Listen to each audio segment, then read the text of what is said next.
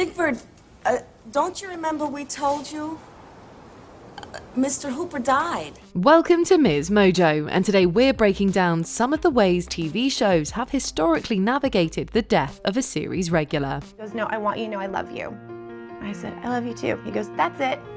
And he gave me a hug. And that was the last I saw of him. What happens when an actor dies? Finding the right cast is an essential part of any successful TV series. It requires a lot of auditions, time, and scheduling commitments. Most importantly, though, it also requires the right chemistry between many different performers. But what happens when an actor passes away during a show's run? Mom? My keys. Where are my keys? Mom! Oh my God. That's a sad reality many ensembles have had to grapple with over the years. However, the way the situation has been dealt with differs from series to series. These are some of the ways popular shows have approached this delicate issue. Прощай, Ливюшка. Which means what? Goodbye, little Livia.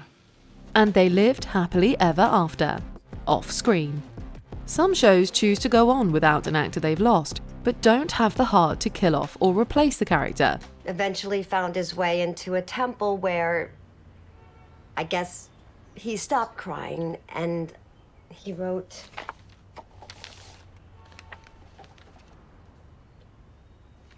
Carrie, for the first time in my life, I felt peace. The long-time mystery-solving lawyer, Perry Mason, was said to be on vacation in later TV movies under the character's banner.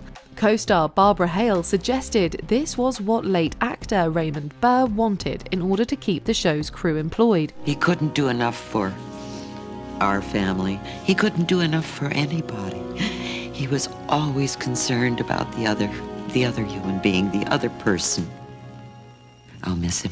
In 2022, Leslie Jordan's sudden death in a car accident saw his Call Me Kat character Phil written out. The character was given a happy ever after and was said to have moved overseas with his husband. However, the cast broke character at the end of an episode to say goodbye to Jordan himself. He is irreplaceable.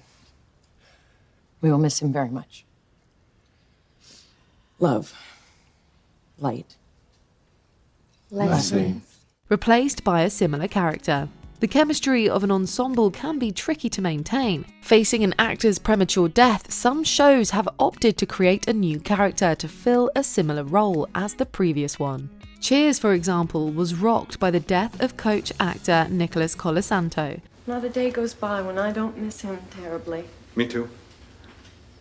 You know what helps me, though, is I always remember what he used to say about the afterlife. I hope there are not a lot of stairs. It's wise in its way. Yeah. The next season, Woody Harrelson joined the cast as Woody Boyd. Despite their different backgrounds and ages, both fulfilled the function of the bar airhead. Well, we never met. We were kind of like pen pals. You exchanged letters? No, pens. It was Coach's idea.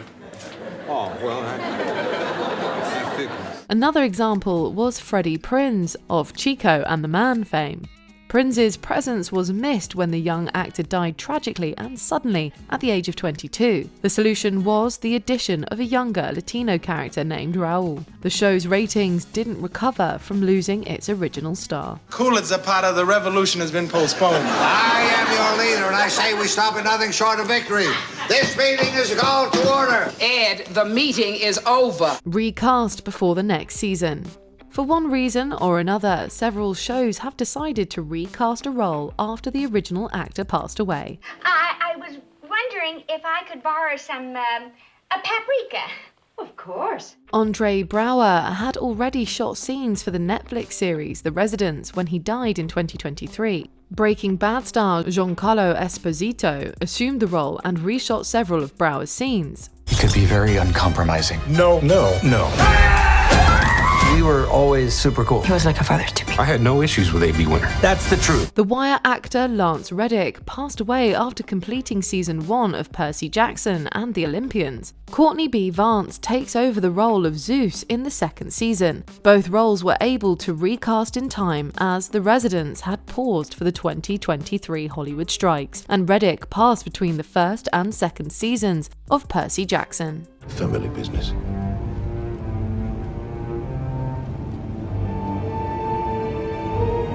Make sure I never see this one again. South Park had to recast Mary Kay Bergman mid-season. We must fight for our children's futures! You started a war. You have to stop it. To make them safe again! Hello? Our children are precious! Hello? We must make a stand now! Here is a cast member who was so integral to the show, it took several performers to replace her. For the first few years of South Park, the voices of almost all the female characters were provided by one very talented artist named Mary Kay Bergman. I'm all the mothers, including Kenny's mother, who basically is Bill Clinton, only female. Mary Kay does the voices? Of course, you know, I'm also Kyle's mother, who is just insane. Co-creators Trey Parker and Matt Stone credit Bergman with coming up with several details for the characters that they hadn't originally written. After Bergman's tragic and sudden death in the middle of the show's third season, Parker and Stone were devastated. Her massive talent would be missed and impossible to replicate. She's a very sweet character, really. She reminds me of one of the characters from Wizard of Oz. And she's wonderful. She helps, actually. They opted to recast her roles, divvying up voice duties among multiple different actresses over the years, giving actors a swan song. Some shows get advance notice of an actor's declining health, and they decide to make the most of it. Actress Catherine Jewston was given a fittingly heroic send-off on Desperate Housewives. I think I can fit you in next Monday. Look at me. I'm wearing a wig and toting an oxygen tank. Do I look like I'm gonna make it to Monday? Put me on the stand. Be glad you did.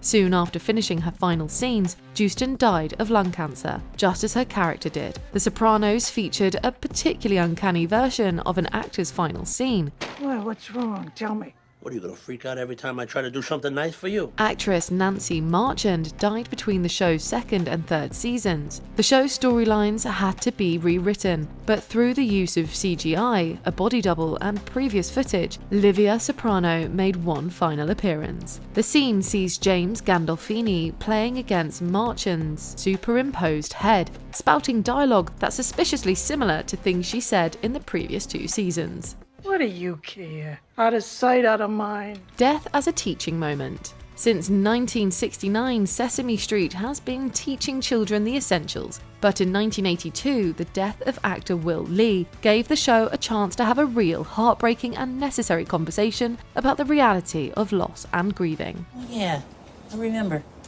Well, I'll give it to him when he comes back. Big Bird, when people die, they don't come back. Ever? Lee played Mr. Hooper, the cranky and lovable storekeeper. Watching Big Bird realise that his friend isn't coming back is enough to pull at the heartstrings even now. He won't be the same. You're right, Big Bird. It'll never be the same around here without him. But you know something?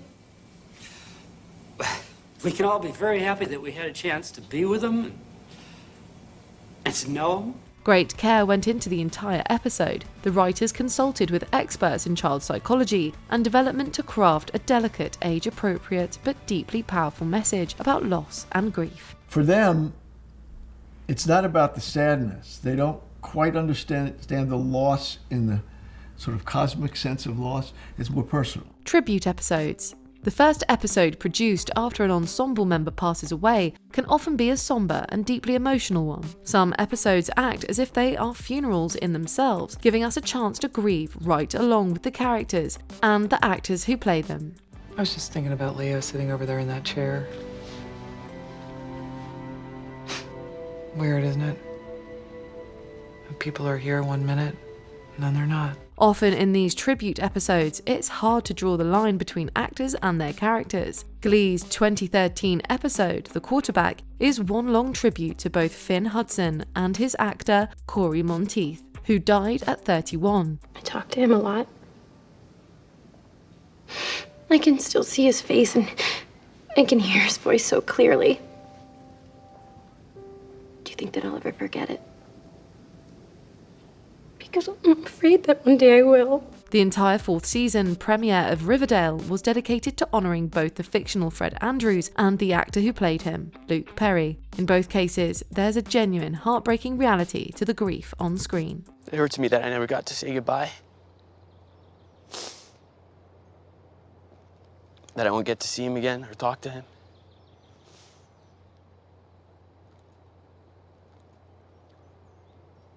But his spirit and his memory lives on in this town and everyone he's met. The whole show changes. A lot of shows can continue on without one of their stars, but some are irrevocably transformed. Rory, will you please not keep your shoes on the stairs? Those are Dad's. Okay. It was hard not to notice John Ritter's absence from 8 Simple Rules. Its title and point of view were based completely on the columns written by his character, Paul Hennessy. What started out as a show about a dad's perspective on raising teenagers soon turned into one about a single mother and her children grieving their deceased patriarch.